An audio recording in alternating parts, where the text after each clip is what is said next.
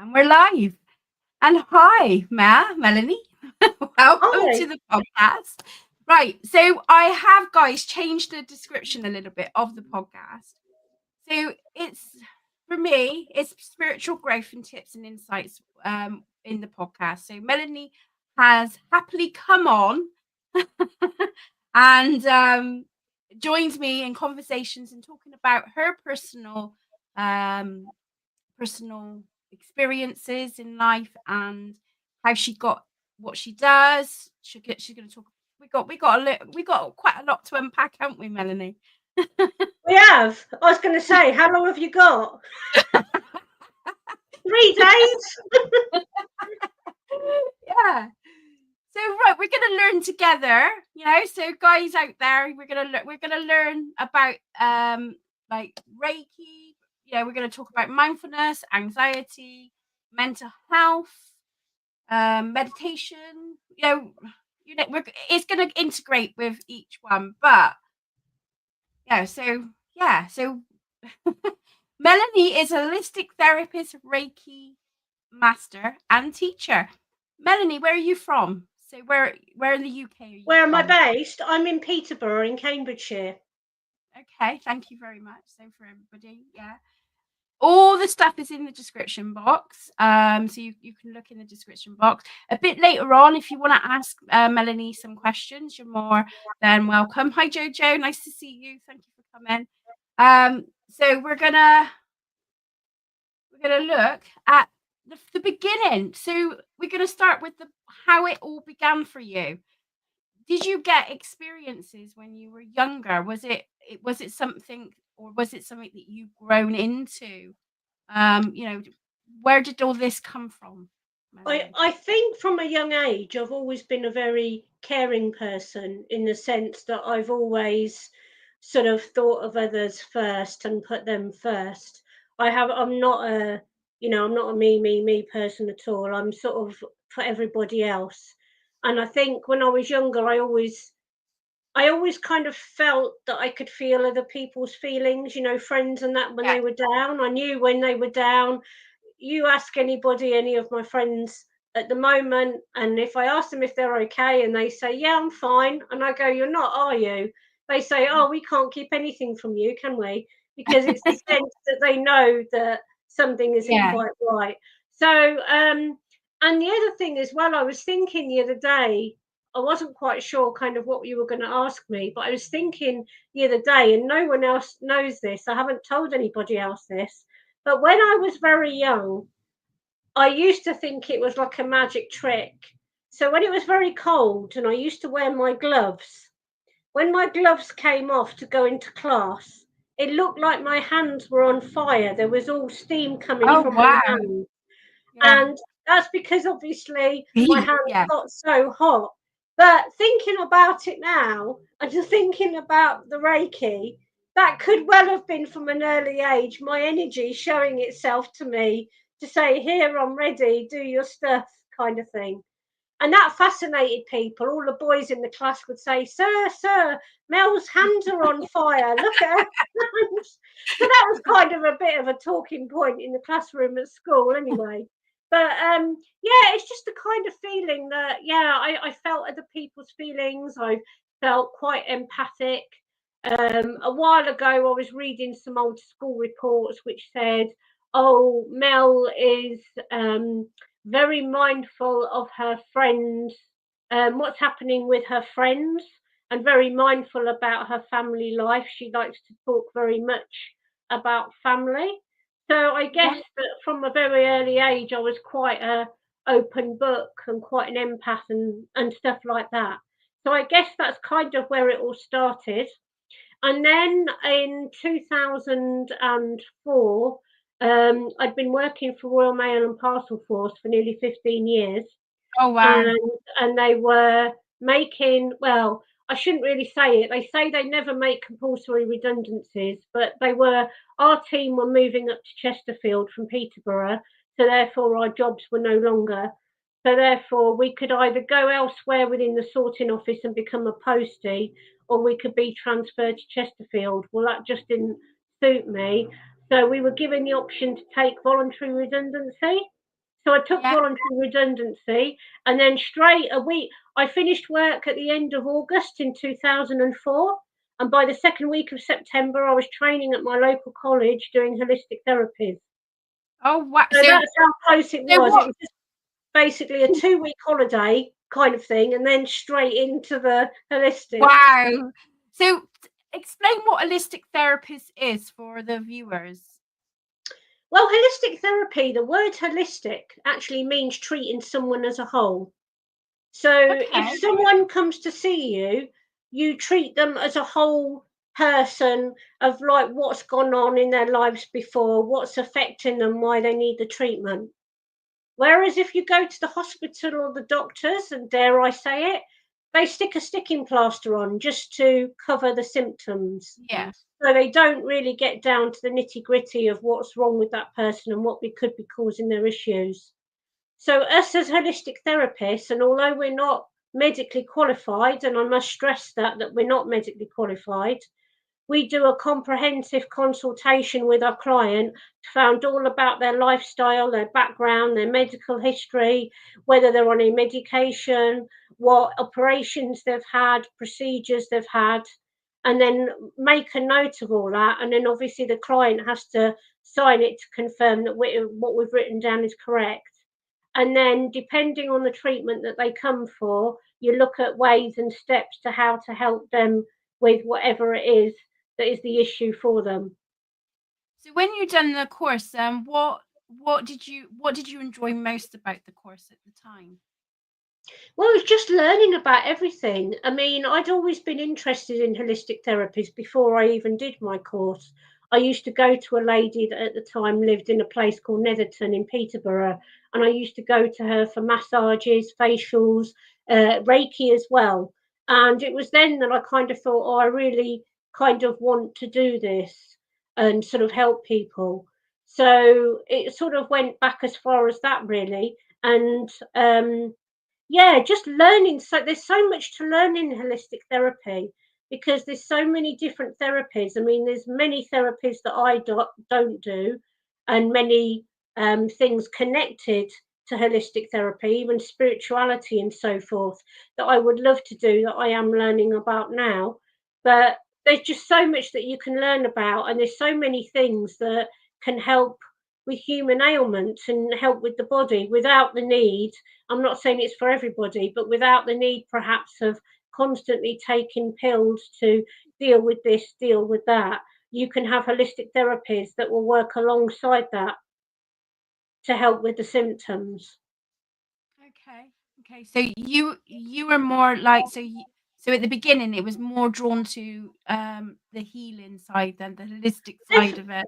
Definitely, because my older sister is a nurse. Well, she Yeah. isn't now, sorry, she's a retired nurse. She was a nurse, and we were like chalk and cheese. She was everything medical. There's a pill for that, there's an injection for that, there's medicine for that. And I'm saying there's a therapy for that. There's, crystals for that. There's this, and we very often at loggerheads. If I happen to mention to her that if I was in any pain whatsoever, oh, well, why don't you take this? Why don't you take that? That would be good. The thing is I've tried painkillers before, and my body rejects them. I'm ill afterwards. I can't take them. I also feel like I'm a bit of a floating monkey. I feel like I'm in space when I take them. I So, feel like that. well, one example is I had a lower back condition, quite a few years ago, and the doctor didn't see me, but the doctor prescribed me strong paracetamol and cocodamol. So she said, oh, take two, this time, take two that time, take two before you go to bed. So I took two before I go to bed, and I had to go downstairs for something. Well, my feet couldn't feel the stairs. I was kind Yeah. of like I was like, sort of in space. That's literally what I was doing. Yeah. And then when I got downstairs to the kitchen and then I got whatever it was I wanted to get, and then I was walking back out and I couldn't feel my lower back. Although I knew I was still in pain because I couldn't straighten up, I was still kind of walking like a monkey. Yeah.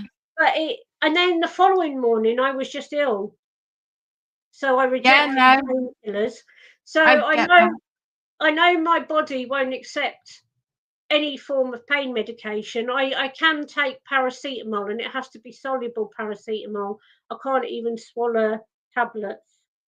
So this is how I know my body rejects normal medicine. If I'm really bad and I can't treat the areas that I need to immediately, then as a last resort, I will resort to like the creams and stuff that you can buy, that you can put in, the gels that go on. But So that's do just you only a do short do you interim. do healing on yourself then, or do you go to another therapist? I do healing on myself, and I'm going to be honest now, and perhaps not as much as I should, but I do go to other therapists and have Reiki as well. So I make sure I get that treatment, because I know generally when I need it, to be fair. Yeah. So So when you've done the training, what kind of what kind of therapist was you doing in that training? right. So Like when in I a went, breakdown thing. yeah. So when I went to college in my first year, I trained in Swedish massage, remedial massage, aromatherapy, reflexology, and Indian head massage. So what's the I mean, I know about reflexology and aromatherapy, and I would imagine but what's the difference with Swedish and the other massage? I'm gonna scratch my head. Swedish massage is a general massage that you do on a person just to alleviate general aches and pains. Oh right, okay. Remedial massage is tailored to someone's specific need of a treatment. Say they've strained a muscle or pulled a muscle.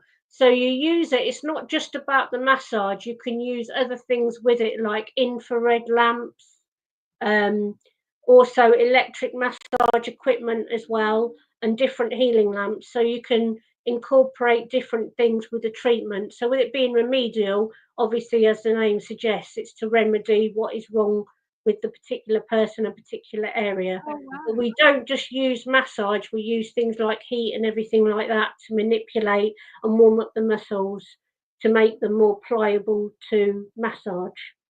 That's really interesting. I didn't know that. I mean, I've always seen like advertisement of Swedish and that, and I think, what is it?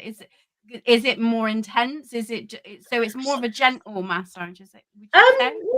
Not really. I mean, Swedish massage, the actual touch can be as soft as hard as the client wants it to be. Right. It's just a basic general massage that you learn when you go on training and you learn the basic moves. So it's Yeah. just to alleviate any stress, any general aches and pains, that a person has in certain areas.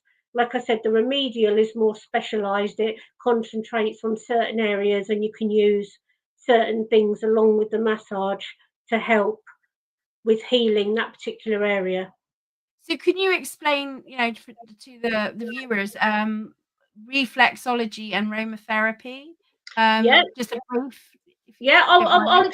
I'll explain the rest of them. It would just be easier. Indian Yes, head please. massage is basically a massage that starts from the mid back upwards. So you concentrate on the shoulder blades, the Yeah, scapula, the tops of the shoulders, the neck, and the head, as it suggests. Indian head massage, and that's really good for people. Most people actually, because obviously, like we're doing here on computers and things, lots of people work in offices and look at computers all day and kind of hunched over, even though they shouldn't. A lot of people do. So the Indian head massage concentrates on areas of stress in the shoulders, the yeah. shoulder blades, the upper back, the neck, sort of around the neck, and the head.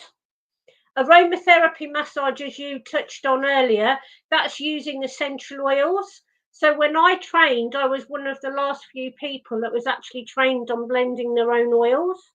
If Oh you go on wow. if you go on an aromatherapy course now, most colleges or training institutions will train you just with pre-blended oils. But And they won't. Oh, we have to. But when I trained, we actually blended our own. yeah. I do actually use pre-blended oils now and again, because obviously, or what I always do with my clients, as well as blending oils, I sometimes use pre-blended, and depending on what they want the massage for, I let them have a little sniff and see whether they like it, because there's nothing worse than having a massage in an oil that you can't stand the smell of, because it kills the treatment then. So I make sure that my client likes it, and then obviously we use it. But the massage itself is, obviously you're using essential oils if you're blending them for the therapeutic reasons for that particular client. Again, you do a full consultation with them and find out why they want this massage. So you can use oils that are particularly useful for a particular ailment or ache and pain or so forth, that's good for. And it's a lot of a gentler massage. It's not so hard as the Swedish or the remedial. So that's more gentler. So you can have like a back, neck and shoulder massage. You can have a full body massage, or you can have like, I don't know, legs and arm massage. You know, it's really what the client wants. I tend to do back, neck and shoulders and full body massages, but obviously it's dependent on the client and they are different prices. The reflexology is basically, it's kind of like an acupressure foot massage. So it concentrates mainly on the feet, and you're literally pressing can't say the word, acupressure points on the feet that relates to part of the body. So if you look at the map of your feet in reflexology, it actually outlines your body almost. It tells you all the different areas relate to different parts of your body. So do you do hands as well, Melanie, or do you just I was mainly trained in foot reflexology. I have done hand reflexology, but because we use our hands so often and they're so hardened to things, I always think that on the feet is better. I know we use our feet every day as well, but we can feel it more on the feet. I find personally, I'm sure there's reflexologists that would disagree with you, but in my own opinion, I think the feet are better because I think the feet are more sensitive. So but it really gets down to the nitty gritty of like the areas. So what did you enjoy the most on the course and such? What did you enjoy? I enjoyed all of it really. The aromatherapy, I think, because I was really drawn to blending the oils. And it's not just, for me, a little bit like what you were discussing earlier, it's not just about using the oils for the client for their physical well-being.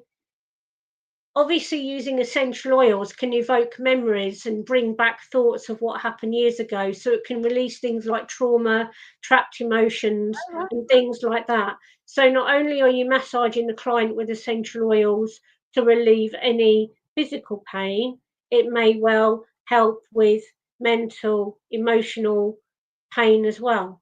Because obviously, when you start massaging, if it's a smell that they like, it might invoke memories of like a grandma or someone close to them, and it makes them feel better.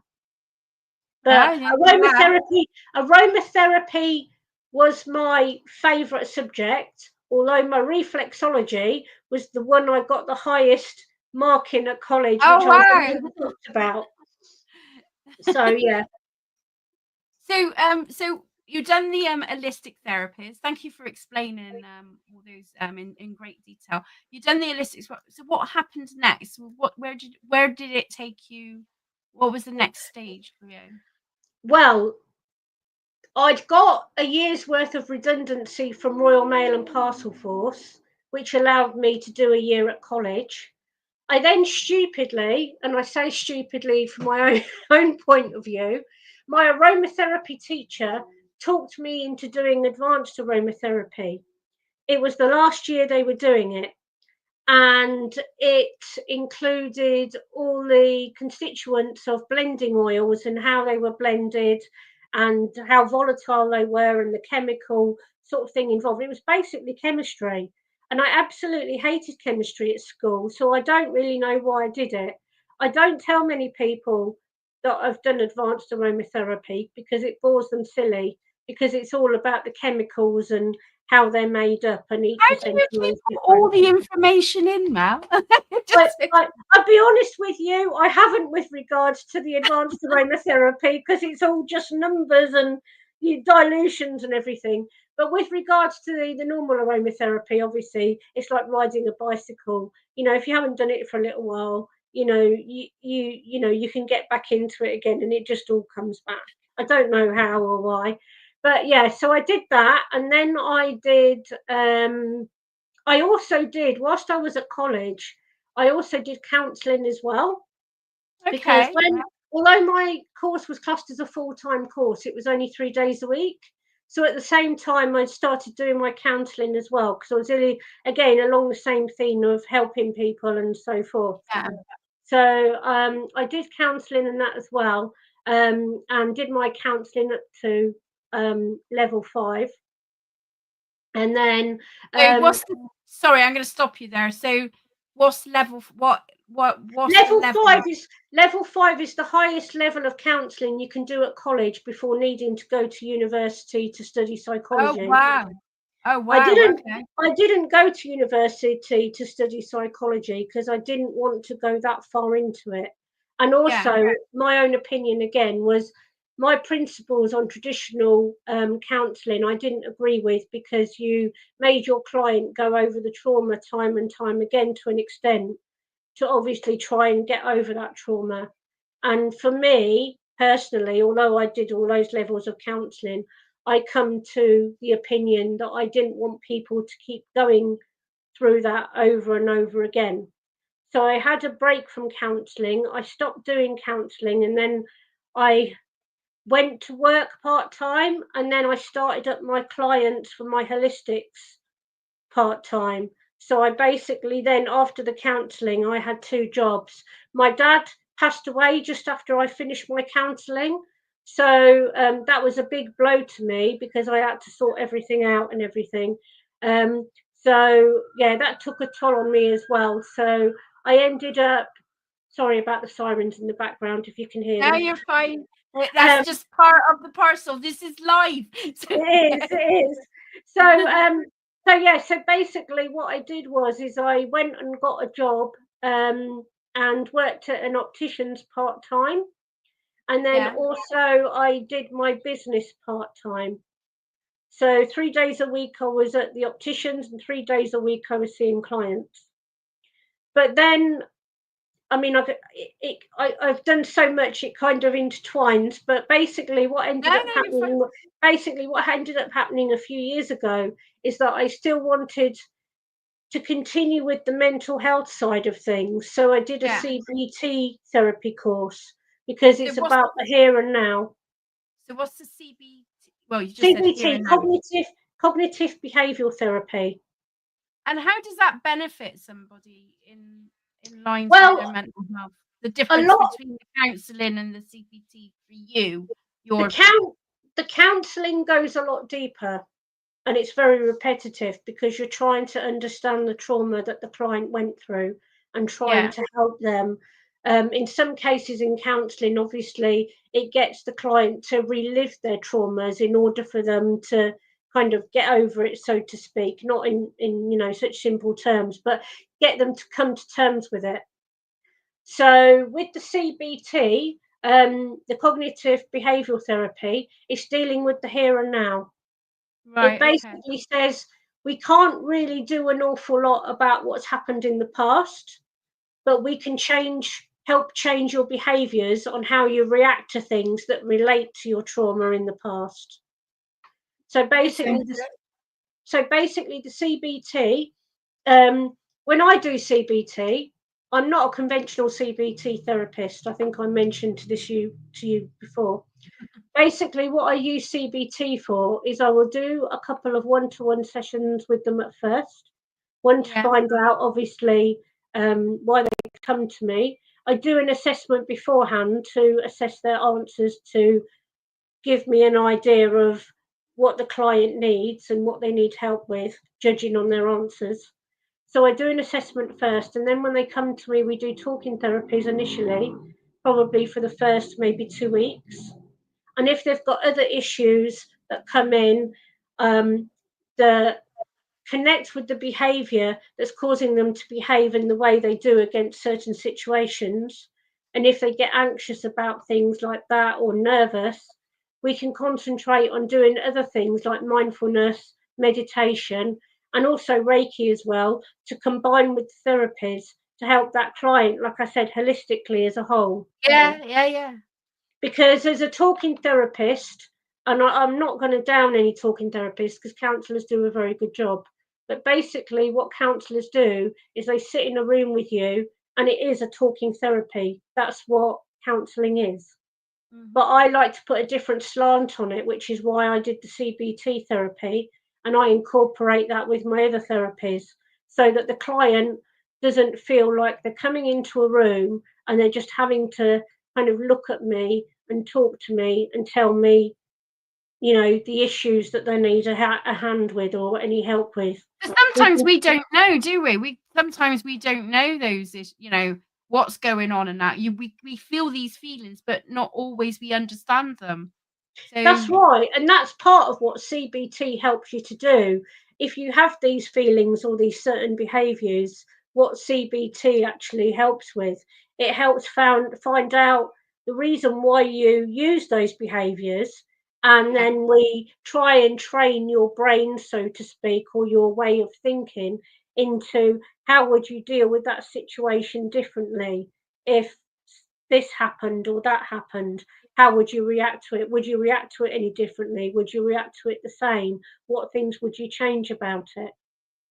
and I think, from experiences, past experiences, I think the more you're aware of your behavior, the more you recognize it when those things arise, when you're getting triggered or like something, trigger, like a trigger response. You think, Yeah, oh, I know where this is coming from. This is coming, so once you start recognizing it, you're able to deal with it better, aren't you? You'll be able to, you can take yourself away so much without initially putting that reactive response. It helps you that's right. it helps you maintain and manage things better It does. mentally. Sorry, carry on. No, sorry, yeah.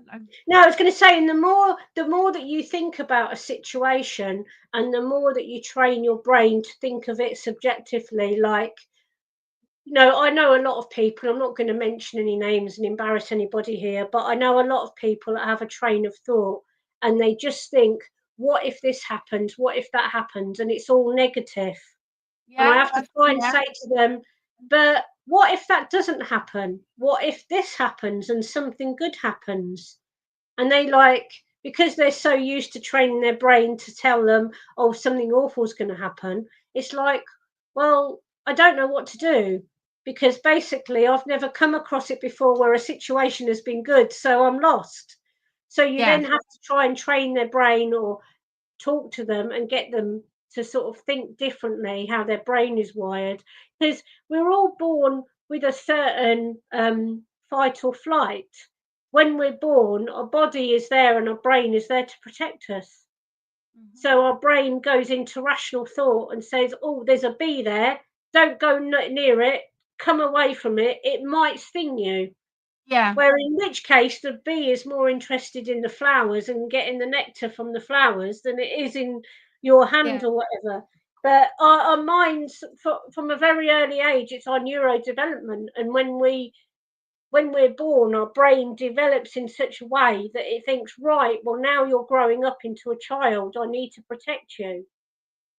And that's how Yeah, our brains are wired. And sometimes it's not for the best because when yeah. something happens or a traumatic event happens, basically, yeah, our mind goes into the fight or flight. And it's like, oh, no, I shouldn't do that because this happened all this time ago, not Well, going there again. interesting you saying that because that is what they say about fibromyalgia. It's the trauma. You have a trauma response, and it changes the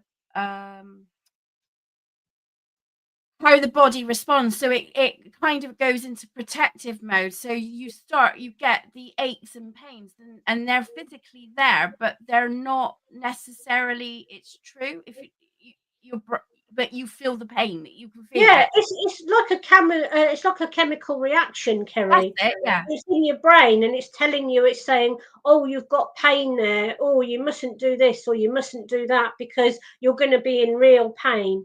That's your Yeah, brain telling you, putting you in safe mode. So if you're telling you not to do something in case something happens. But that's right. like I said, we're all wired with the same brain when we're born, but we just have to learn how to change it because we're all different. We have to all learn how to change it and think probably a bit more positively, because they say that if you think, it's like going into spirituality, it's like if you put out negative energy, the negative things will happen. But if your vibe or your energy is high, then obviously better things happen.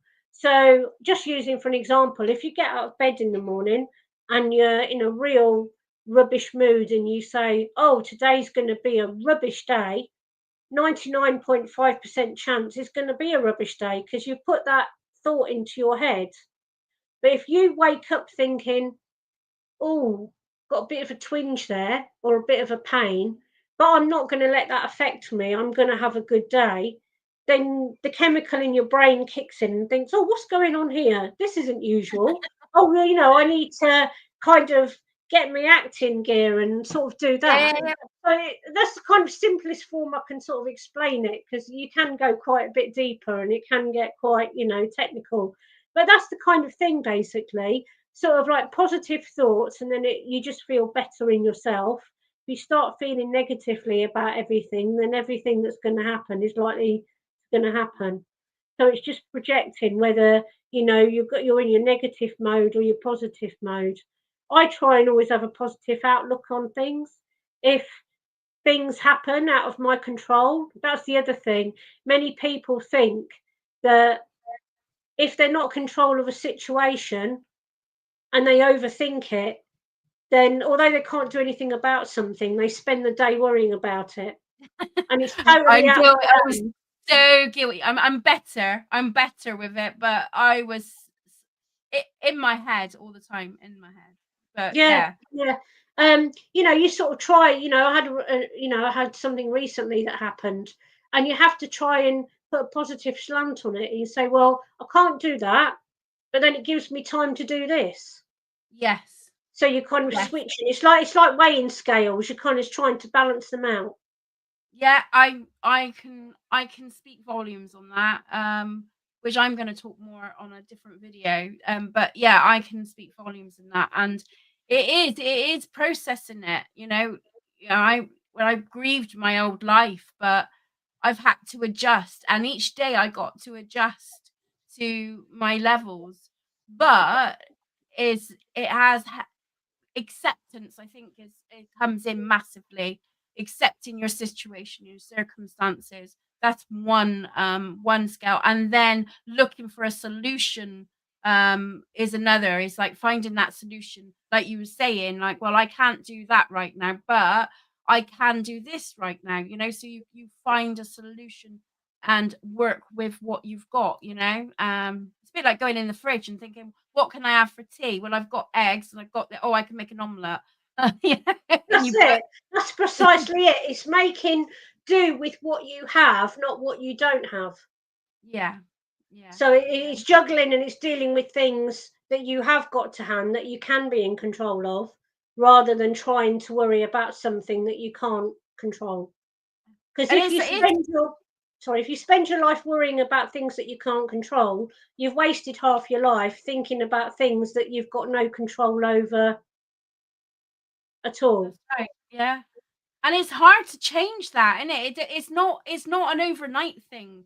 Especially if you're used to, especially if you've got accustomed to that, or like trauma, like sort of like, circumstances is like fired you a load of things, and it's hard to think positively all the time. So it's not something you build those tools up as you go along. And like you said, talking therapies and anything like that is like a helpful engagement to help you through it, and Yeah, is admitting when you need the help as well. Um, that's a very big thing. Admitting that you need the help, lots of people don't admit that they need help. And sadly for them, it goes deeper and deeper and deeper. And when eventually they do get help, it's like they've buried their head in the sand for so long.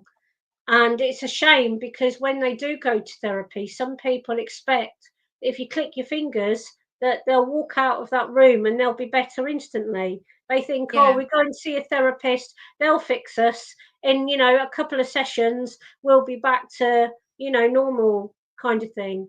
Doesn't work like that. Everybody's therapy takes different different times. It's sort of different for everybody. You can have somebody that can come in for therapy, for CBT therapy, and they can come in for like 6 or 7 weeks, which is kind of normally classed as a minimum for therapy. Or you might have someone still going to you in sort of like 2 or 3 years time. But I mean, for most of my clients who I've dealt with, I've never had anybody more than sort of like 2 or 3 months come to me for therapy, for the CBT anyway. Yeah. Because, I've had feedback from people and they've said, you know what, Mel, people have noticed such a change in me since I've been coming here. Oh, that's nice. That's nice. You know, That's nice. yeah, I had one lady that was a cleaner at a school, and because she never really sort of engaged with anybody or anything, she was always classed as like the grumpy cleaner. No one ever spoke to her very much, apart from, in her words, was to tell her off that she wasn't doing something right. She was never invited to any of the work dues or anything like that. She was always left out. Then she started a therapy with me, and she was the one that said, oh, Mel, I've, seen so and so. I haven't seen them for a long while. And they said, oh, wow, what a change in you. And before she finished her therapy with me, she'd been invited to about 4 different work dues. There was like temporary teachers and stand-in teachers that had known her from a few years before that hadn't really engaged with her, that was engaging with her. And she said, Mel, it's made such a difference. People notice me now and talk to me. And she had obviously things going on in her life. And obviously, back when she was younger, one of the things is that she thought she'd been ignored, or at least her older sibling was the one that was getting the attention and she wasn't. Yeah. So it sort of, as part of the therapy, I got her to actually write a letter to her sibling, like telling him exactly how she felt and telling him, what things they'd been through that she didn't feel happy about. And I said to her that if she felt brave enough, she could either give it to him, or if she didn't feel brave enough, the following week after she'd written it, we'd have a fire burning ceremony just to let it all go into the universe. So it was off her shoulders, but she told him how she felt about him, but she didn't have to physically tell him. And she Share it. told me that the relationship between them afterwards was a lot better than it was.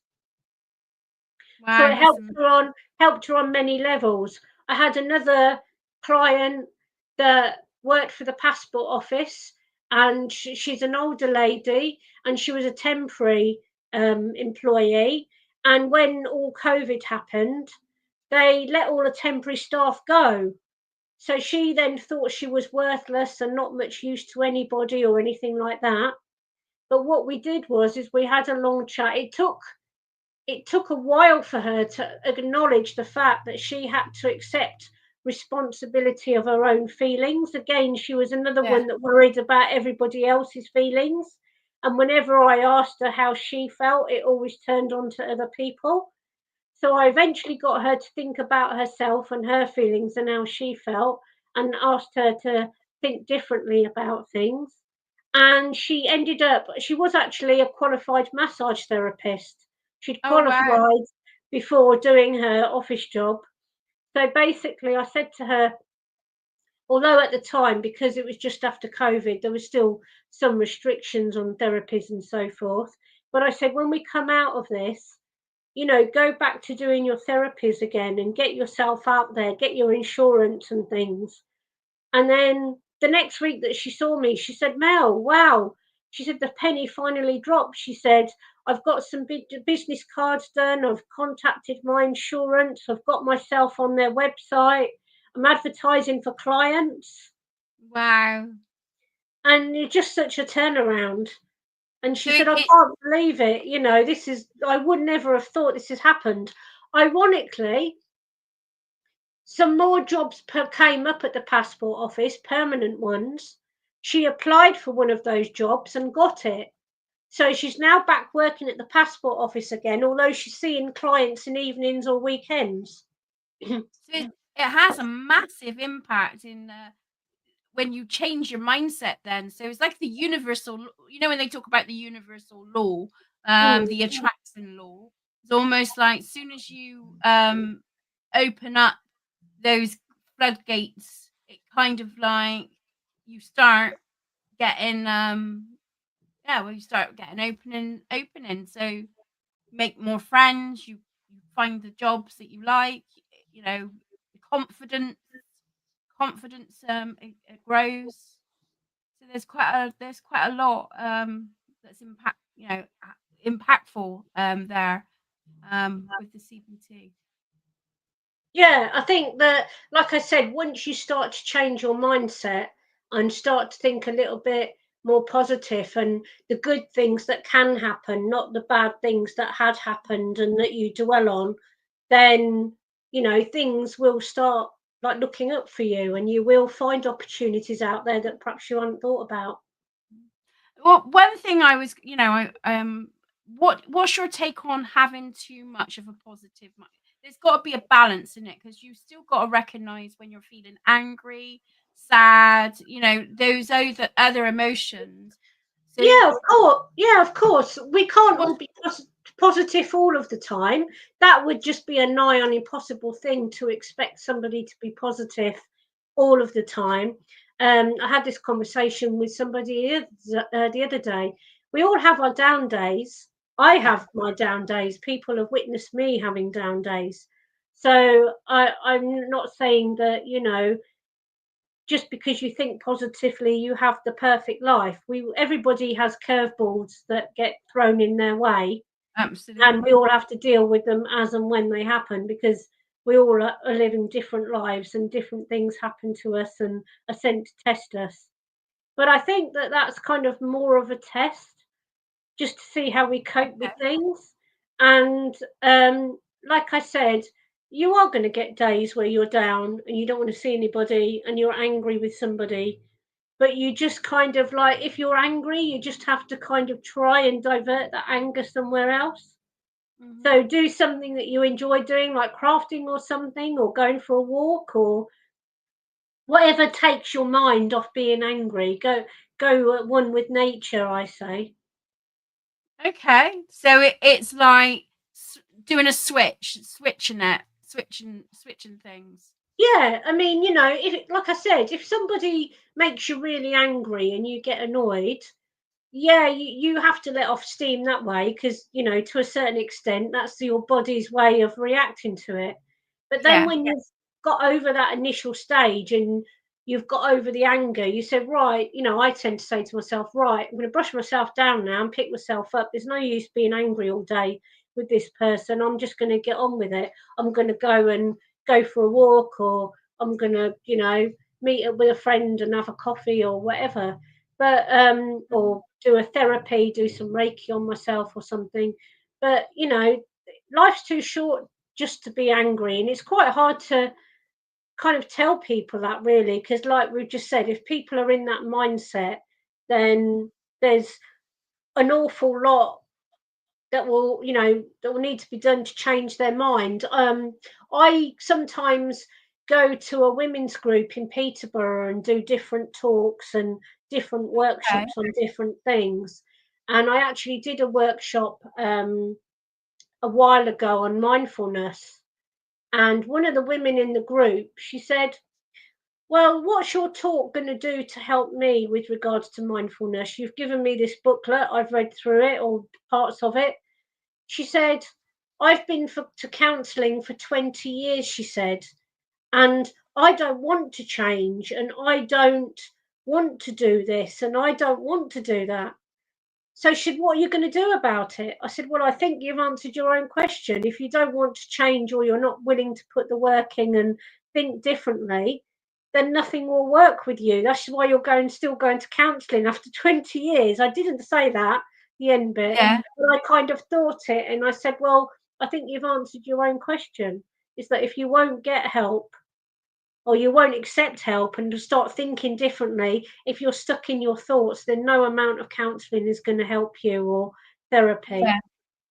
So you've got it's a bit like giving up smoking, isn't it? You've got to take the initiative, you've got to sort of like take the initiative. Definitely. I mean, if you take the first step to go to therapy and to talk to somebody, then people like us are there to help you. We're willing to help you because you've taken that first step, you've taken that initiative.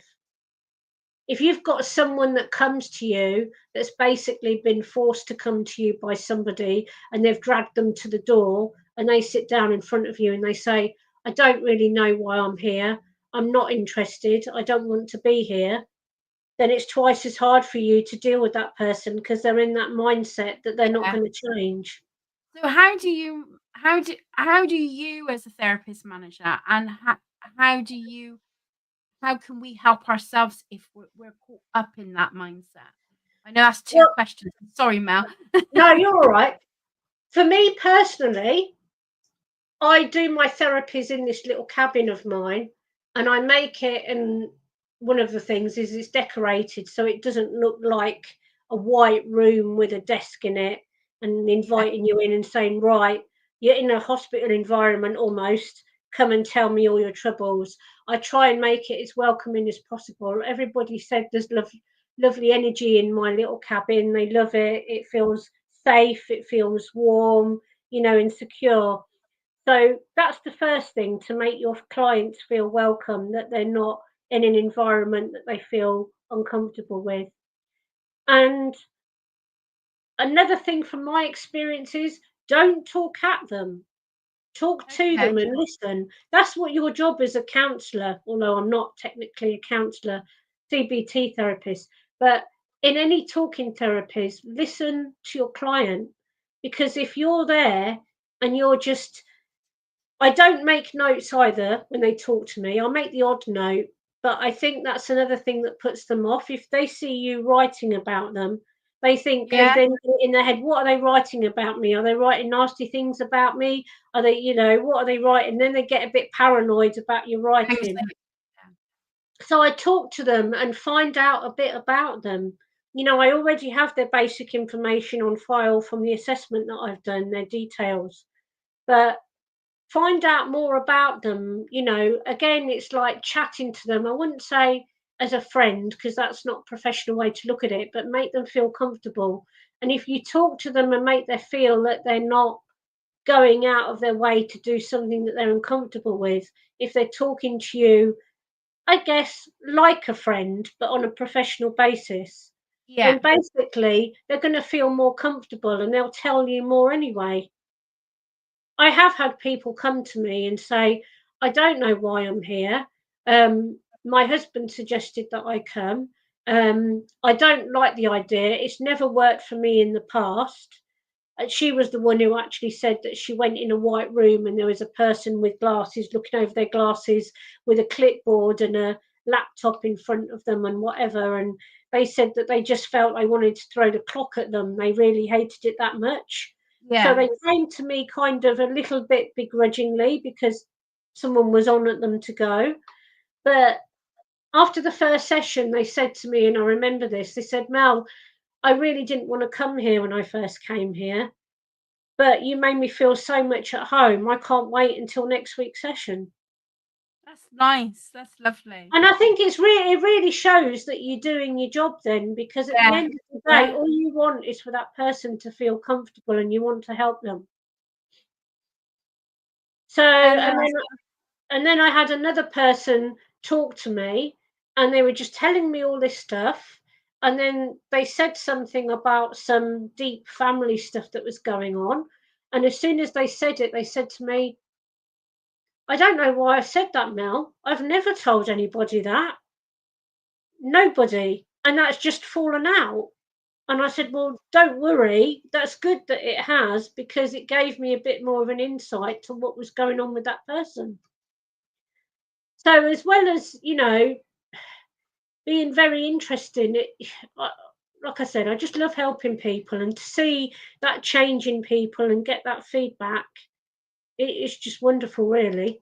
It Very makes rewarding. it Yeah. is very rewarding, and it shows that I'm doing a good enough job to help them.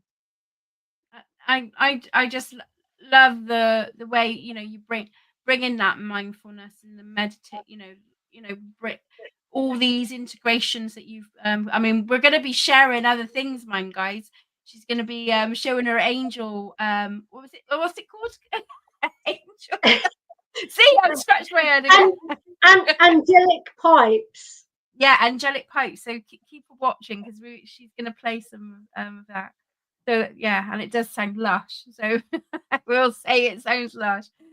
Yeah. So where was we? Right, back to the thing. So you've done the holistics. We've gone into that things. I know you go on walks. Can you, rather than jump into the Reiki and then we'll just stick to this, and then we'll go to the next sort of like phases. So tell us how you got into the walks and this mindful, the mind. Well, obviously with the CBT, but yeah, you get the drift. Yeah, The mindfulness walks, yeah.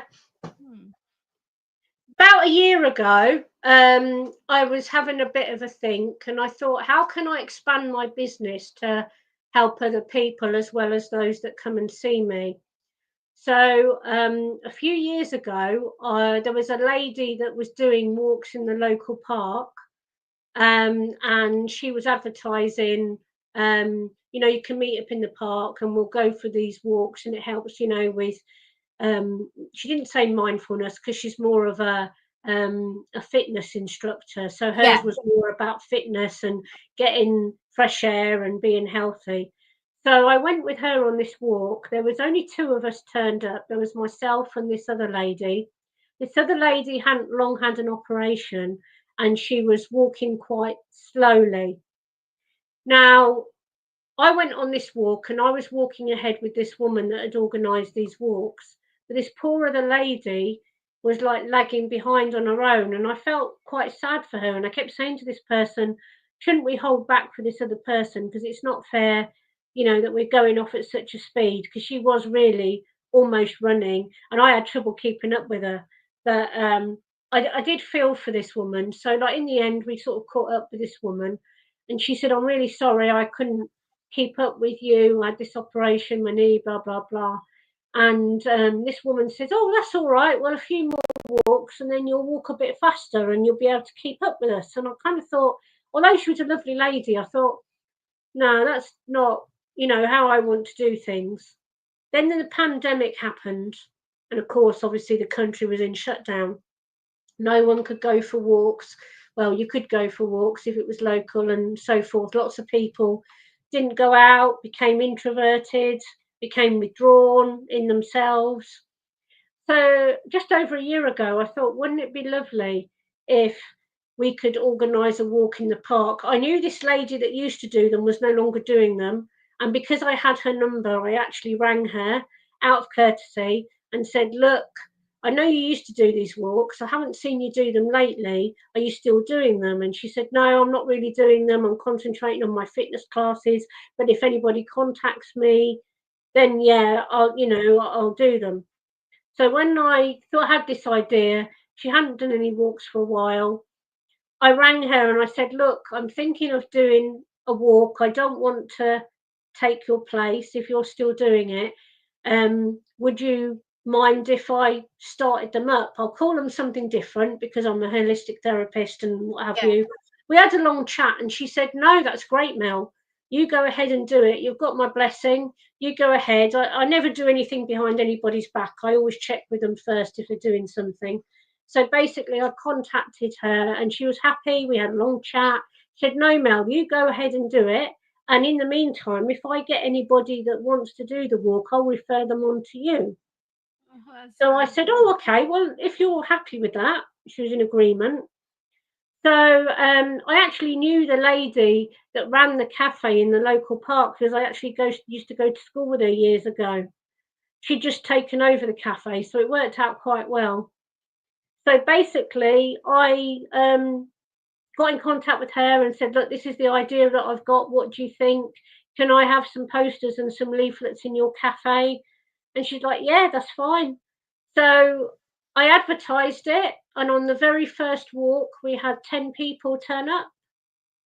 One of Wow. those, one of those was a lady who I'm still in contact with now, and who still actually comes to a lot of my things that I do. And her name's Susan from How Are You, Peterborough, which is a Hello, mental. Susan, if you're watching. And yeah, well, actually, yeah, I sent her the link, so she might well be watching. So, but yeah, she's helped me a great deal, and they're like an access point for people with mental health issues in the Cambridgeshire, Lincolnshire area. So they have a Facebook page called How Are You Peterborough. They've also got a website as well, which MELLOW Therapies has a page on their website as well. And basically, they're a signposting group that signpost people to various mental health groups around the area, activities, walks, and various things. Different things, different mental health crafting groups, you name it, anything that helps with mental health. So, yeah, she came along on our first walk. She took some pictures, posted them on the How Are You Peterborough Facebook page and on the website. And apparently, she messaged me at the time to say it got so many hits and they'd never had so many people hit on a particular story before, which was really nice. But she was one of the members that came on on the first walk. We had 10 people. We still have around about 9 or 10 people every week. We have people drop in and drop out. We are now Yeah. over a year old. I started it on the 16th of April last year. And we do celebrate certain things. We go for meals at Christmas. We recently celebrated our first anniversary at a Thai Amazing. restaurant in Peterborough. So, and also, as well as in the group, loads of friendships have been made within the group, outside the group. So I've been out before now, and I've bumped into a couple of the walkers that have since met up together and had coffee and all sorts. So they really, have bonded different people within the group and go out with one another, which is really lovely. And again, the feedback that I got from that was like, Mel, if you hadn't have started this, I don't know what I've done. I was so lonely. I never went anywhere. And this has brought me out and got me meeting new people. Another lady, she was in during the week and she sees her 3 daughters at the weekend, but during the week she's quite lonely. So having this group and meeting up once a week, was like wonderful. So we walk around the park 2 or 3 times and people talk with one another. And then we go into the cafe. Christine at the Willow Cafe in the park, she reserves a table for us. I tell her how many's come in. And then we all go in there and have a coffee and a cake or whatever you're inclined to have. And then have a chat and get to know people. We've actually had 2 new members in the last 2 weeks. We're getting another new member on the 17th of June. So we're still getting new members all the time. That is amazing. I think the biggest issues nowadays is trying to find friendships, isn't it? Having connections. I was a bit of a pub person. I was always at the pub, but when you've changed your circumstances and that, it's like, how do you find these where you can go out and meet people where it's not always about the pub? You're finding people in common, but you're doing something together. I think is a great. I joined Meetup, which has different activities and stuff, and it has helped. So I think it does help a lot of people. So it's amazing what you're doing, and it's speaking volumes from people actually giving you that feedback as well to say about the walks. and the Yeah, organization that, so it does, is all, like you said, it's all part of the mental health and finding people, so people do struggle, don't they, socially, especially as you get older as well. It can be difficult, because your circumstances change, people move away, you lose contact, so it is, it can be a problem, can't it? Loneliness and I stuff. think so, but I even think even for younger people now, kind of going a little bit away from the walk, younger people now, they're all on their phones, all on their computers. They isolate themselves away. They talk to their friends online. They never meet up with them. They just talk to them online on Snapchat or whatever they use. And I think that that's seriously damaging younger people's mental health because they don't, like probably people of our era used to go out and play with friends outside and wait until it got dusk before we got called in, you Lights out, know. isn't it? When the lights go on. Yeah, that's it. When the Lights street go the on. street lamps go on, you know it's time to start heading home if it's getting dark. But you don't have any of that now. Kids don't go out to play. There's so many things going on. Parents don't let them go out, or when they do try and get them out, they don't go out because they're glued to their phones or their computer games.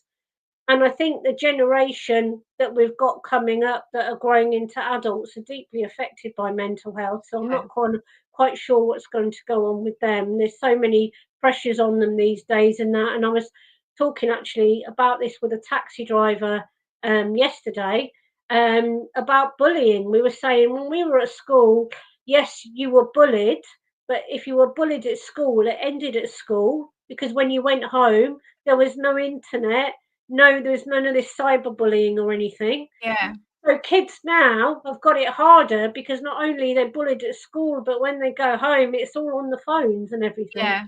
Yeah. So, I'm so glad I was born in a generation before the internet. So there was nothing, I could do stupid things and not be videoed or anything like that.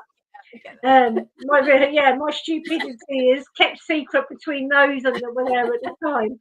But it's just all out in the open now. But going back to my walks, like you said, we don't only just walk and talk. We're in a park, so we look at nature, and there's squirrels, and there's wildlife, and there's trees.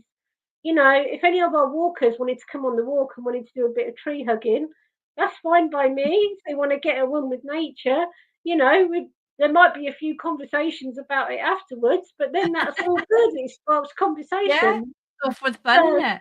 yeah. So yeah, it's really lovely just to see it bloom.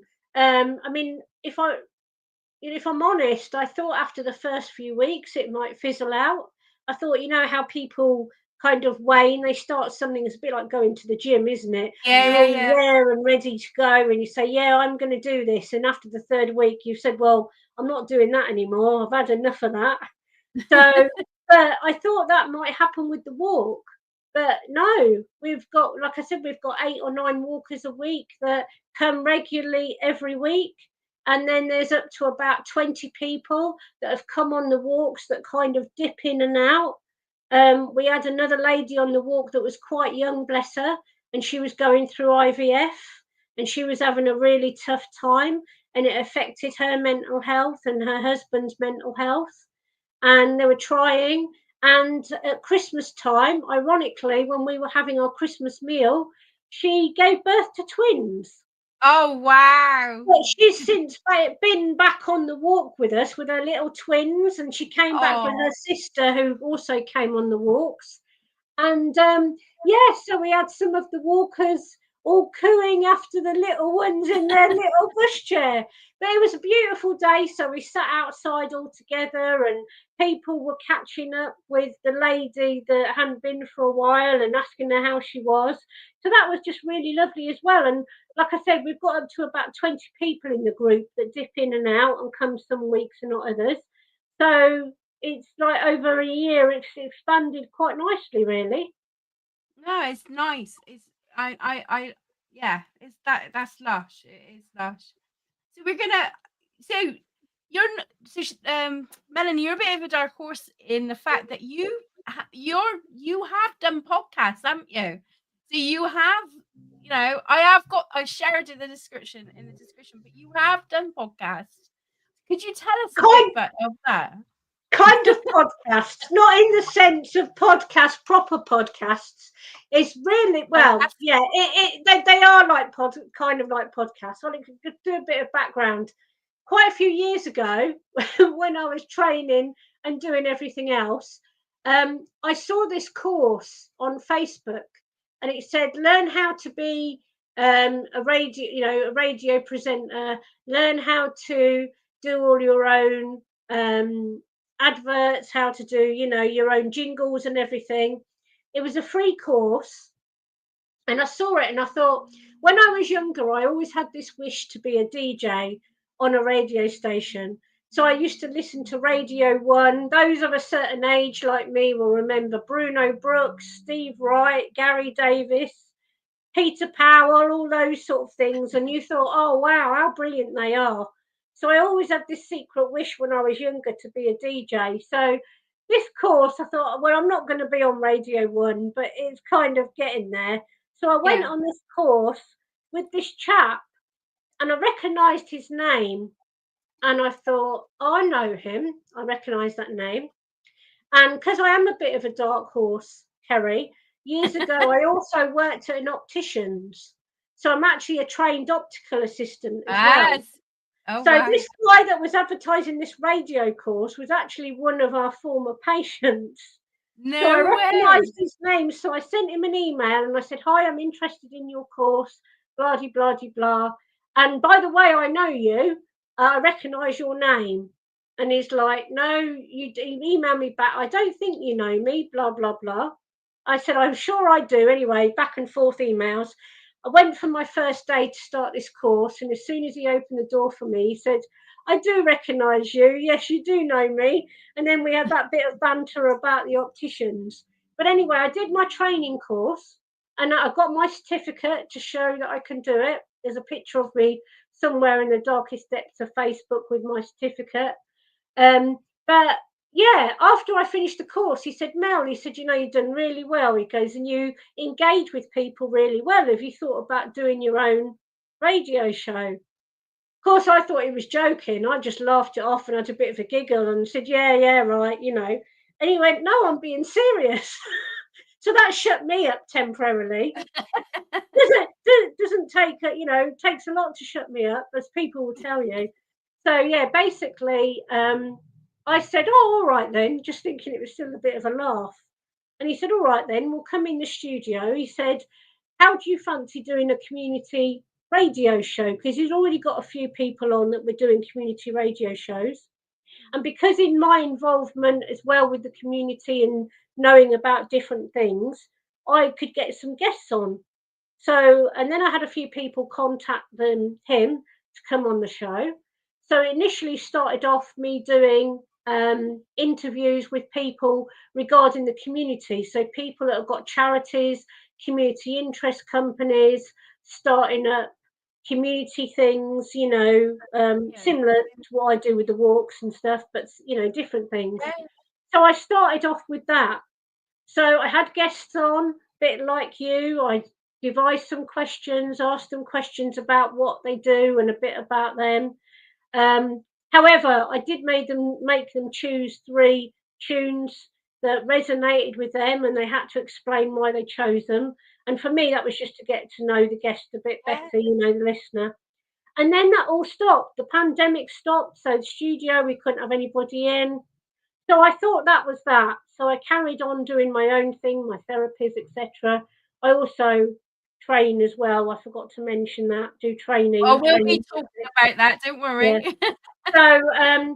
So with regards to that as well, and then I get this strange text off this guy, and he says, Mel, how would you like to go for a coffee in the park? We can meet up now. I want to run something by you. And I said, oh, what is it? And he refused to tell me. So it was all a bit cloak and dagger. So we met ironically in the park there where I do my walks. And we met in that cafe. And he said, Mel, I've been thinking, which I thought was a bit dangerous anyway. He said, "Mel, I've been thinking," he said, "and everyone that's been affected by the pandemic," he said, "you've got a history and a knowledge of mental health, you've done the training and so forth. How would you like to do like a mental health and wellness show when you come back?" So from Mel's community radio show, Mel's mindfulness music show was born. So I came back after the pandemic. I had a lot of people that I knew, obviously, in the wellness industry. I had a couple of friends that had suffered with, like yourself, hidden illnesses that obviously people don't take seriously. So he came on as well and spoke of his point of view on how he deals with it. Yeah. So I had therapies. I had people coming on regarding heart math. Don't ask me how to go into it because it's something totally off my scale, although it's a beautiful kind of therapy. I had someone in talking about hypnotherapy. I had someone talking about the balance procedure, which is another therapy that I've done the first level of. I had loads of people coming in talking about different therapies.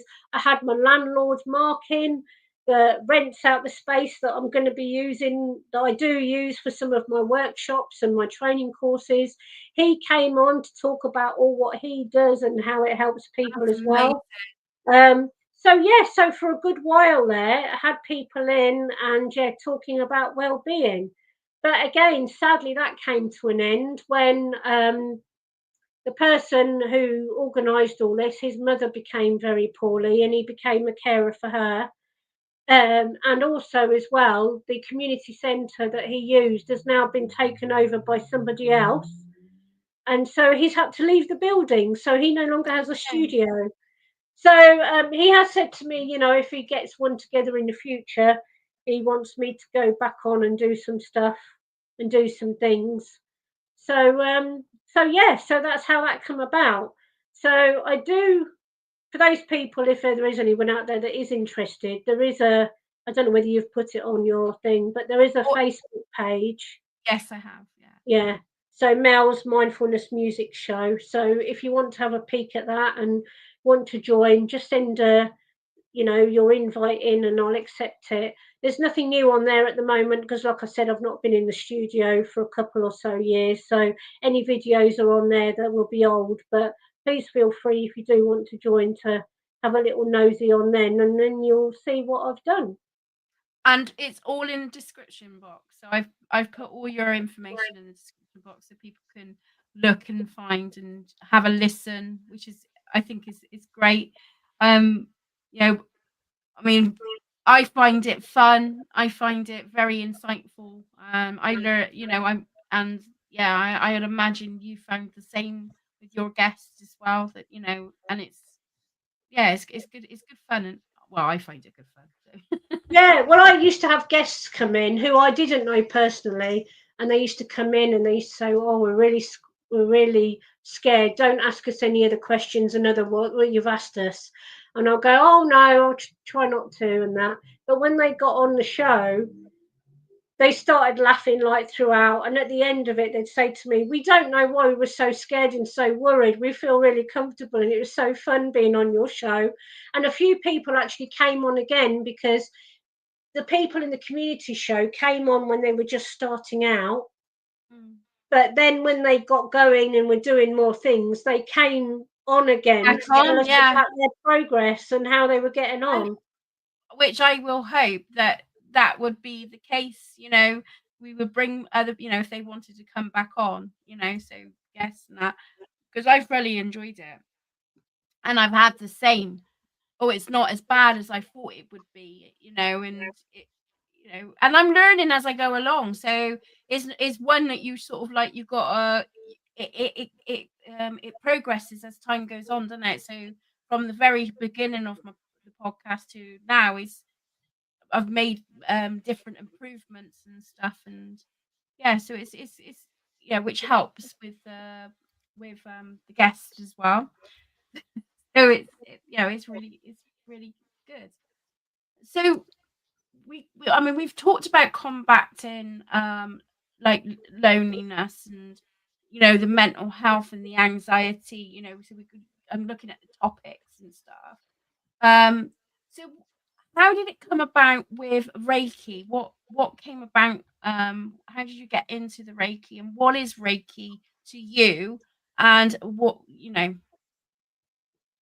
Reiki to me again is like everything else for me. It's helping people and seeing people thrive and helping them with what they need help with. Reiki is getting more and more popular now, but there was a time where it was so underrated. And as I said, the medical professional sort of side of it didn't agree with Reiki because there was no proven scientific results to say that it worked and what it did, not like medical things. So had to kind of come a long way with it. But for me personally, it's just about, again, it's that all round helping a person in any way that I can.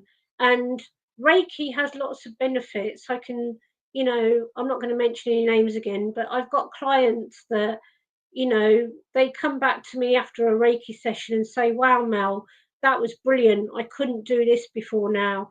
I couldn't do that before now. In fact, I am going to mention one person, and she may well be listening to this podcast. And I did joke about with her that I might mention her, but I'm not going to mention her by name.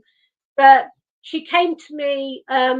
She's been coming to me for Reiki for a little while, but more recently, and I know you're going to touch on this later, but she's coming to me for sound therapies. So just to briefly say, I'm not going to go into great detail, but she came to me for sound therapy and I needed case studies. So I tried this sound therapy on her, and I said, oh, I was a bit unsure about it myself because I wasn't skeptical about it, but I kind of wasn't sure how it would be received. It was the first time I'd done it on somebody, and I thought, well, we'll see how this goes. This person needed it. It will help them, hopefully.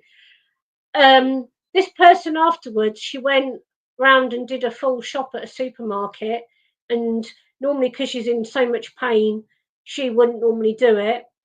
And also as well, she sent me a text, I think it was a day or the day after that, and said, can you talk? And I said, well, I hope so.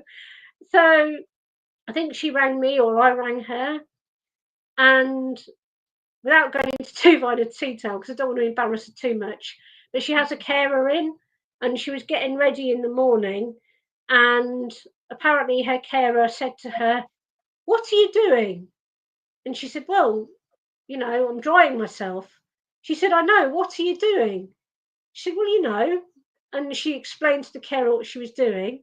And then apparently the carer said to her, you've never ever done that since the time I've, sort of been helping you. That is amazing. And she said to me, Mel, I could reach parts that I could never reach before. I need you as my therapist now. Sorry? I need you as my therapist. That's it now. So it was just so funny. It did bring a smile to my face, bless her. I did mention I want to reach that places I've never reached before. Yeah. So but like you said, Reiki for me, it's all about the energy. I mean, I don't think people realise we all have energy. There's energy all around us, but a lot of us don't know how to use it. And until we know how to use it, then it kind of falls by the wayside, because basically it's there, but we don't know it's there, or we're quite flippant about it. But, it's quite powerful. I mean, you have to go through the training first, because the first part of Reiki, your level 1, you have to learn about yourself. And again, that's kind of like a therapy for you, because that brings up all your trauma and what you've been through in order to clear that from yourself so you can help heal others. I remember. Sorry, carry on. I remember when I done my Reiki 1, and kids were still quite young and stuff. My daughter and my son was in it, they were loving it. But my other daughter was like, she didn't want you doing that weird stuff. That's it. So she was a bit free. I mean, they were young anyway, but they did say to me later on down the years, they said that I was more mellow. When I was practicing it and doing it, I was more relaxed. So yeah, I didn't notice the difference, to be fair, but they noticed it, so Well, there you go. You're talking to mellow therapies. You said it felt you more, it made you feel more mellow. Mellow yellow, yeah. Yeah. Don't get me on that song. But No, no, Jenny it's just said, she goes, yeah, yes, I was like, no, thank you. I wasn't going to mention names, Joe. but that's the thing, though, because my other half, I mean, he's doing his sound therapy with me at the moment, but he's into more holistic than he says he is. He's sort of more, he's more technical, engineer, science based. So whenever I talk about anything Reiki or spiritual, he goes, "Oh, are you doing your woo-woo again?" And as I said to you when I spoke to you, there is a book out, and I forgot to bring it actually, and it's called Why Woo Woo Really Works, and it's a really good book by Dr. Hawkins, and he talks about the science of Reiki, even though it's about energy and stuff like that, and how it really does work. It's not just woo woo as people call it, but it's difficult to explain to people, really. So they have to really come and experience for themselves, because if you try and explain to anybody that Reiki is a healing energy treatment, that they don't have to take any clothes off apart from their shoes, and you just place your hands on them or hover above them, and between you're just transferring or enhancing the energy that they already have, and you're just helping heal them or helping them with whatever it is that they need help with. Until they actually come for that, it is actually quite difficult to explain to somebody, because as soon as you start going on about vibrations and energy and frequencies and stuff like that, people just think you're a bit la and you need to go somewhere.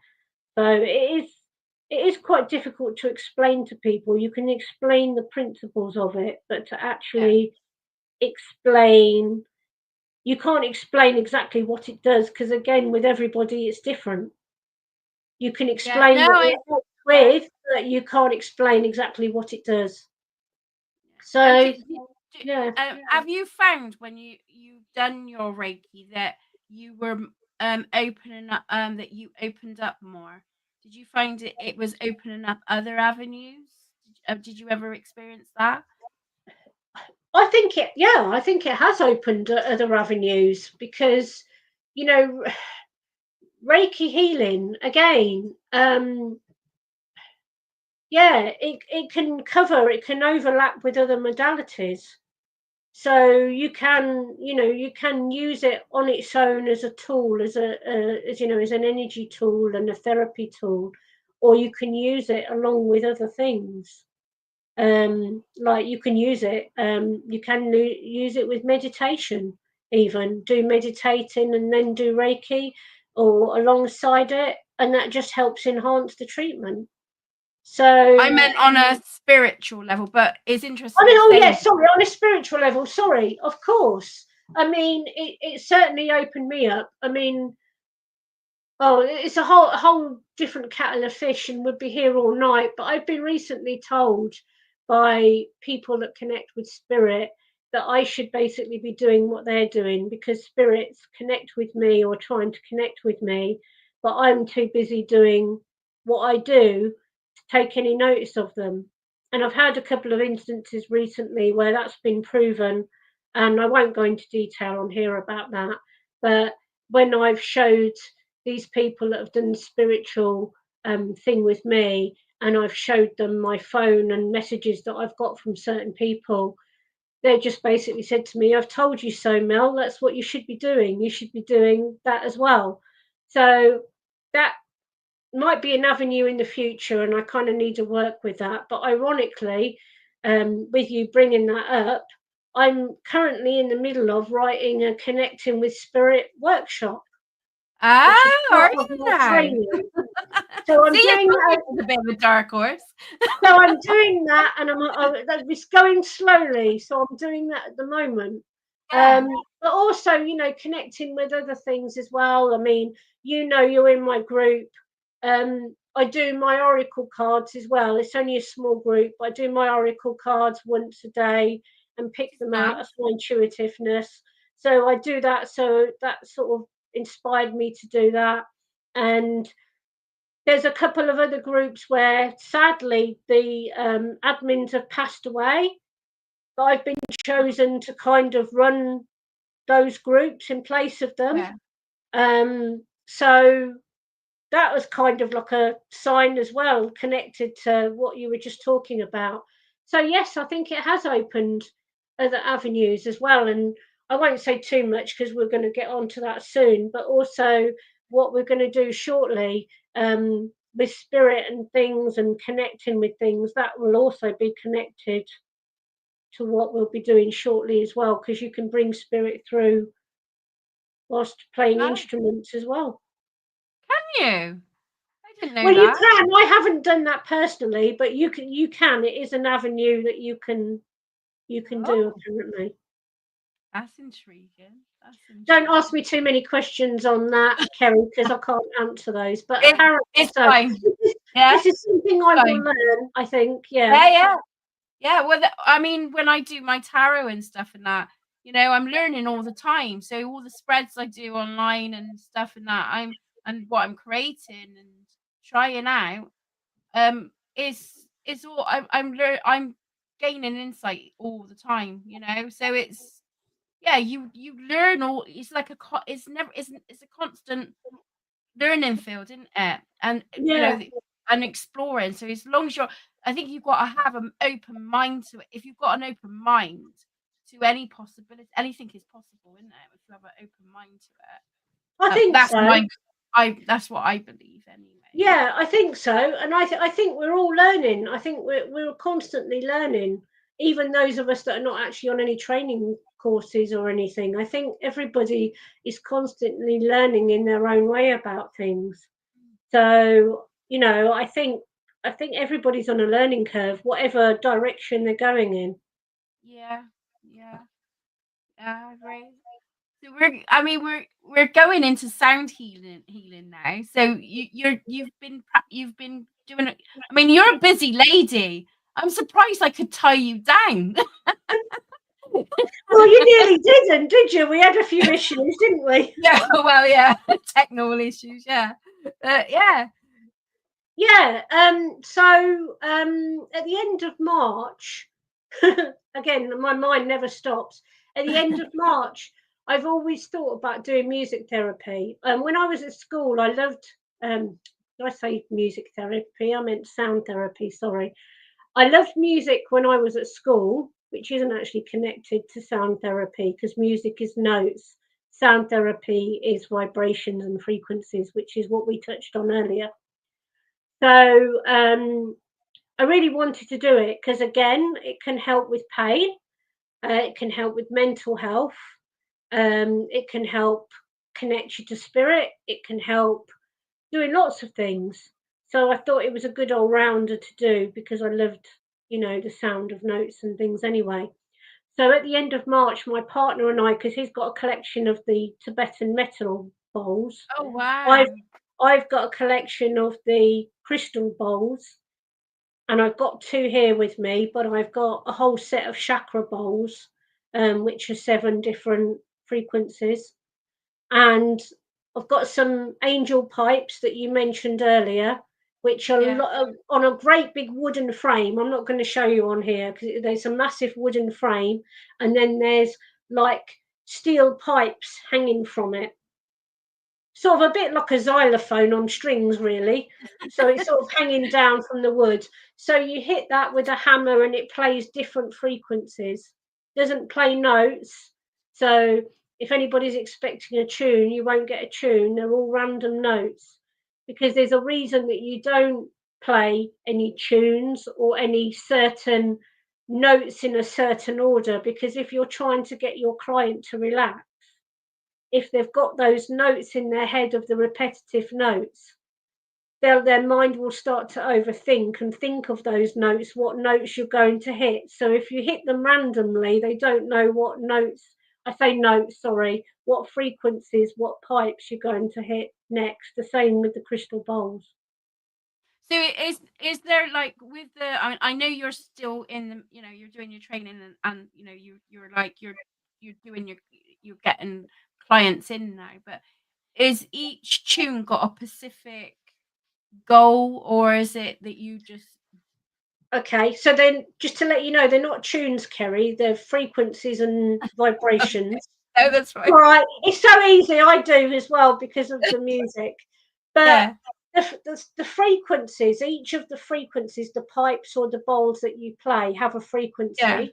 And those Yeah. frequencies, depending on the frequency, can help with pain again, can help with mental health, can help with nerve regeneration, can help with lots of different things. So, in the same way that Reiki can heal with different things, the different frequencies of the different instruments can also help with healing as well. So, what was your yeah. what was your so was it you just felt really drawn to doing it? Did Yeah, you experience I felt really drawn to doing it, but also again, for the healing purposes that I can use in my therapies as healing tools, as well as doing things what other people do, like sound baths, and have loads of people Yeah. turn up with yoga mats and relax and listen to the sounds. Some of the instruments, as I said about the bowl therapy, you can actually use for pain, physical pain on the body, as well as using it for physical pain just from the frequencies as well. I gotta be honest, I mean, you give me a brief one, but I've never physically experienced it. So I'm really intrigued by, I might give that a go in, obviously in my area, and find someone, so to give it a go, because it sounds really interesting, and it's got such a lovely chime to it. Yeah, well, I just played you my angelic pipes, didn't I? When we had a You little did. play. So I have a happy drum, which everybody that's come for their case studies has absolutely loved. Now, I call it a happy drum. They can be called hand drums. I don't play them with my hands. I play them with little. The bit like Terry Wogan's microphone on Blankety Blank. I have two of these. yeah. I'm not going to ask you any questions. Don't worry. I have two. Another siren. Sorry. So I have two of these. Would you like me? I'll have to go off camera. Would you like a little demo? Yes, please. Yes. Okay. I Bear with do. me one moment. So So guys, close your eyes. hopefully You're you're here. around. Okay. Yeah. Bear with me a minute. Yeah.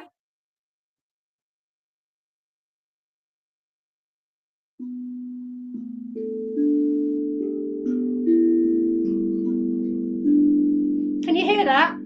I can. Yeah.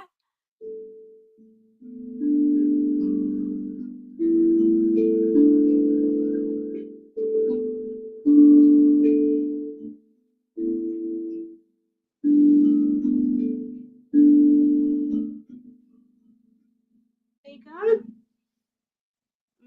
So that's Amazing. a happy drum, and Oh, that's everybody's very happy that's played on that so far. But also, whilst I'm here, would you like a little sound of the crystal bowls that I have? yes, please. Yeah. This might be a little, if you're sensitive in hearing, I go around the bowls, so it may well be that it might affect the ears a little bit, but I'll just do a little demo. Okay. Thank you.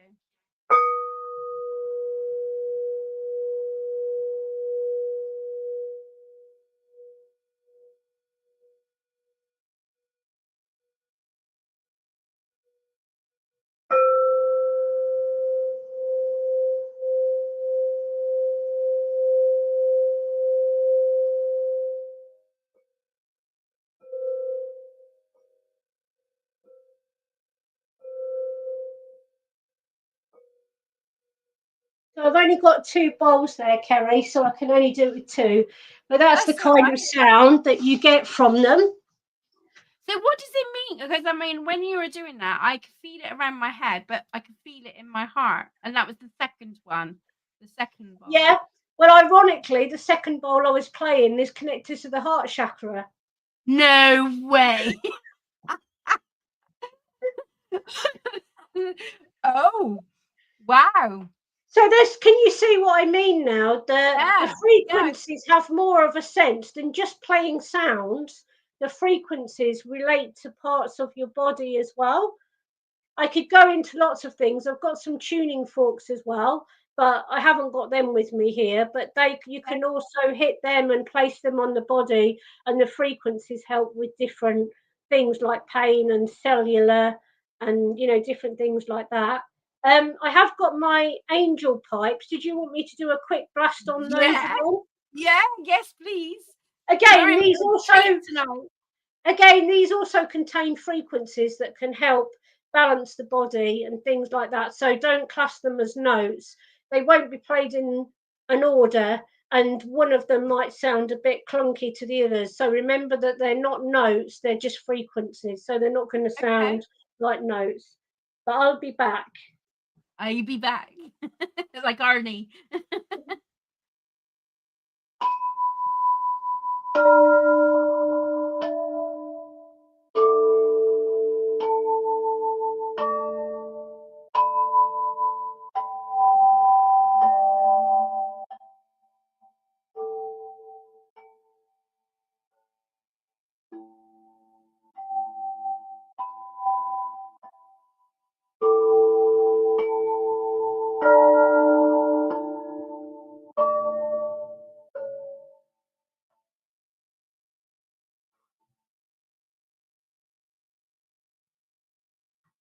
So there you Amazing. go.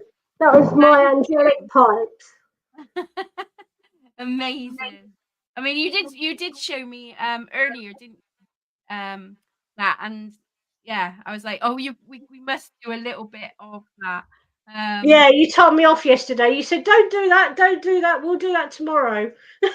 Yeah, she was telling me all her story. I said, don't tell me. I want it to be a surprise. So there you go. There's a little bit of taste of sound therapy there. There's many other instruments that we'll use. I've actually got a sound bath and meditation lined up next Friday. I'm fully booked. I've got 9 people coming for that. So Wow, Andrew and I are going to do it together. So that's amazing. yeah. So That yeah, is next Friday. that is really, I really appreciate everything. Is there anything else, Mel, you want to talk about or want to go through, or? Not really. I mean, but it's just to give people an insight really to what I Yeah, do. I know that you have had lots of therapists on here before, but we've all got different angles on things and everything that we absolutely. do.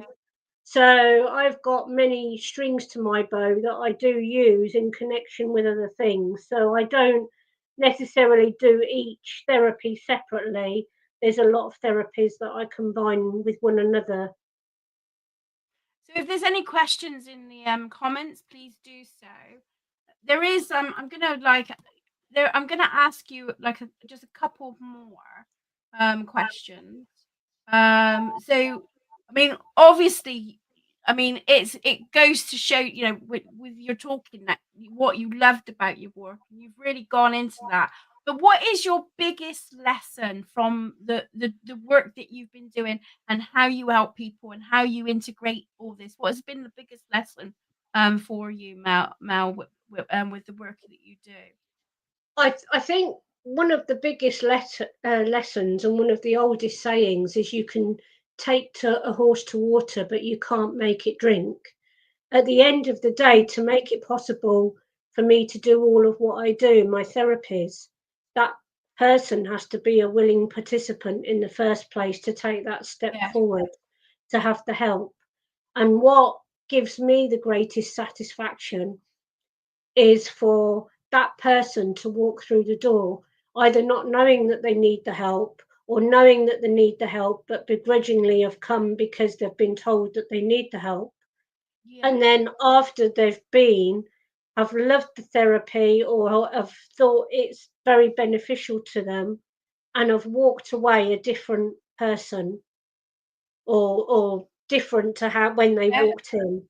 So to me, that's everything. And what I've learned is that people have to be willing to get the help for people like us to help them. But when they do, then obviously they reap the benefits and get the help that they need. Yeah, But sorry, carry on. which would illustrate the stories that you've told and how it's impacted the people that you've helped, along their journey into their, for their journey and their path, and how they got over some aspects, of fears and stuff and That's mindset right. changes. That's right. I think that there's so many people out there that people don't listen to them, and there's not the resources out there for people to listen to them. So because they feel that they're not listened to, I think they go deeper and deeper into themselves, and that's when things start getting bad.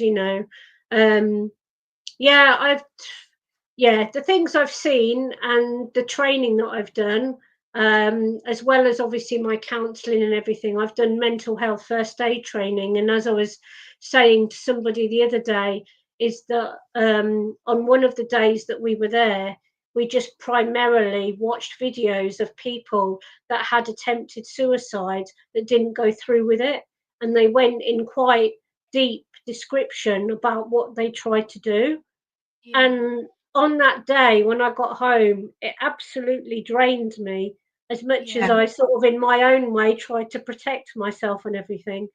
You can't, you are never prepared from what somebody tells you or is about to tell you. Yeah.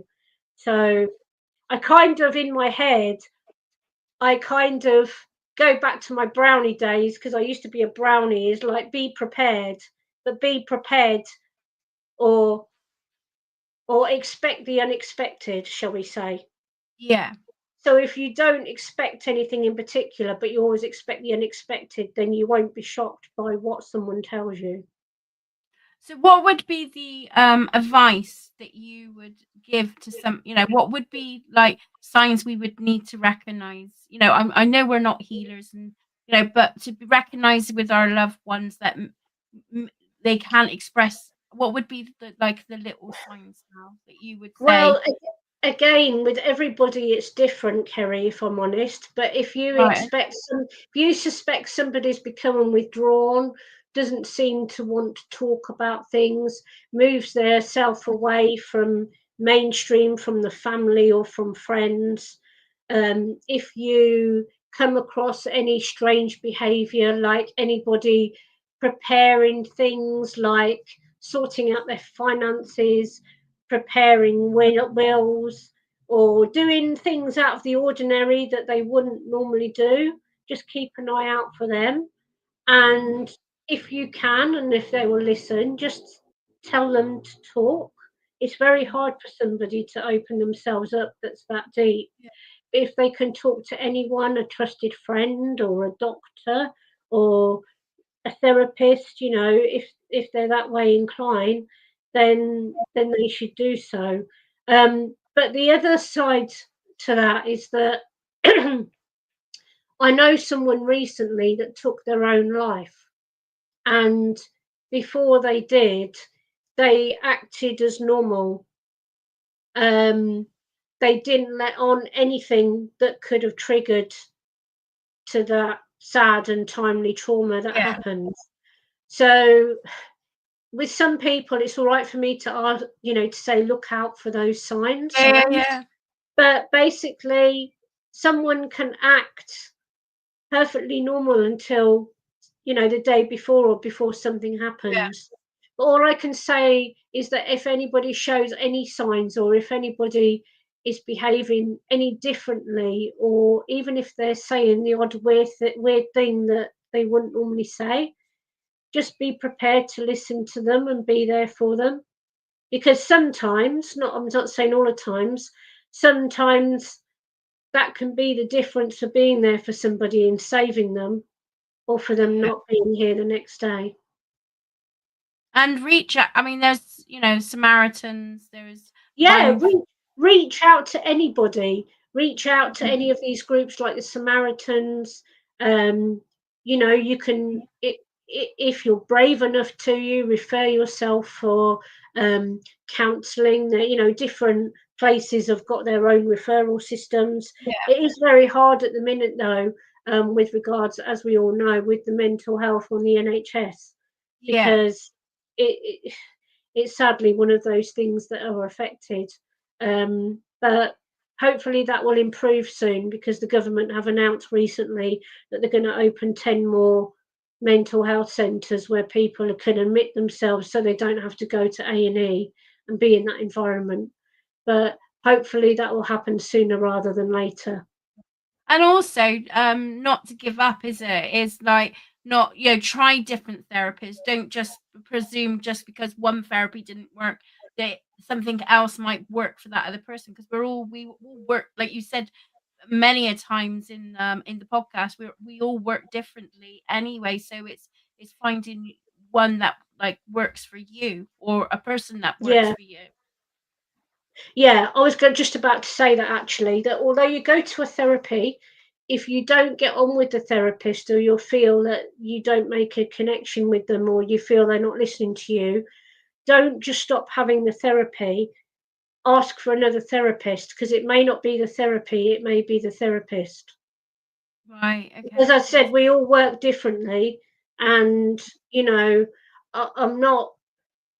I'm not slating the NHS by any means. I know they're having a hard time, but I've had people come to me that have had CBT through the NHS, and because they work 9 till 5, and this person worked 9 till 5, they used to do sessions for half an hour in their lunch hour.